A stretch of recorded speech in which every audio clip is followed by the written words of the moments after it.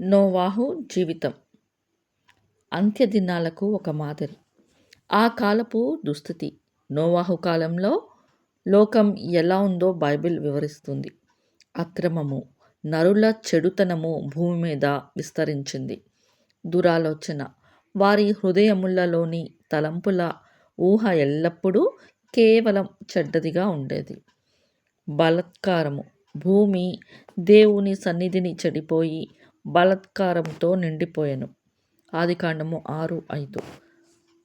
నేడు కూడా సమాజంలో నైతిక విలువల పతనం, క్రూరత్వం మరియు దైవభీతి లేకపోవడం మనం చూస్తున్నాం.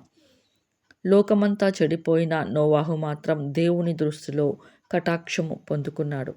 నీతిమంతుడు, తన తరము వారిలో నోవాహు నిందారహితుడు, దేవునితో నడిచినవాడు.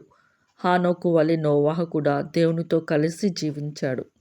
దేవుడు చెప్పినది ఏదీ దాటకుండా అలాగే చేశాడు. ఓడ నిర్మాణం నిరీక్షణకు గుర్తు. దేవుడు నోవాహు ఓడను చేయమని ఆజ్ఞాపించినప్పుడు అప్పటి వరకు భూమి మీద వర్షమే పడలేదు. అయినా నోవాహు దేవుని మాట నమ్మి 120 ఏళ్ల పాటు ఓడను సిద్ధం చేశాడు.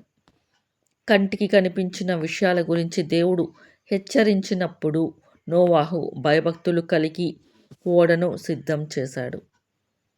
ఓడ కడుతున్నంత కాలం నోవాహు ప్రజలను మారు మనసు పొందమని హెచ్చరిస్తూనే ఉన్నాడు. హెబ్రీలు 11:7.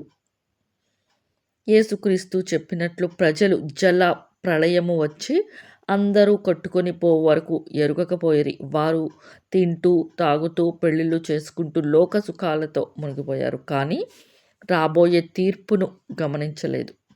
నేడు కూడా రాకడ సూచనలు కనిపిస్తున్నా లోకం తన సొంత పనుల్లో నిమగ్నమై ఉంది. ద్వారము మూయబడటం. నోవాహు కుటుంబం మరియు జంతువులు లోపలికి వెళ్ళిన తరువాత యెహోవా నా ఓడ తలుపు మూసివేశను. ఆ తరువాత ఎవరు మొరపెట్టినా తలుపు తెరవబడలేదు. కృపాకాలం ముగియక ముందే మనం సిద్ధపడాలి. ఒకసారి రాకడ జరిగిన తరువాత మారు మనసు పొందే అవకాశం ఉండదు. ఆదికాండము 7:16.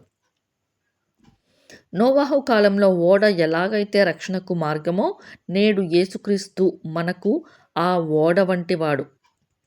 ఆయనను నమ్మి ఆయనలో నిలిచి ఉండేవారే రాబోయే తీర్పు నుండి తప్పించబడతారు.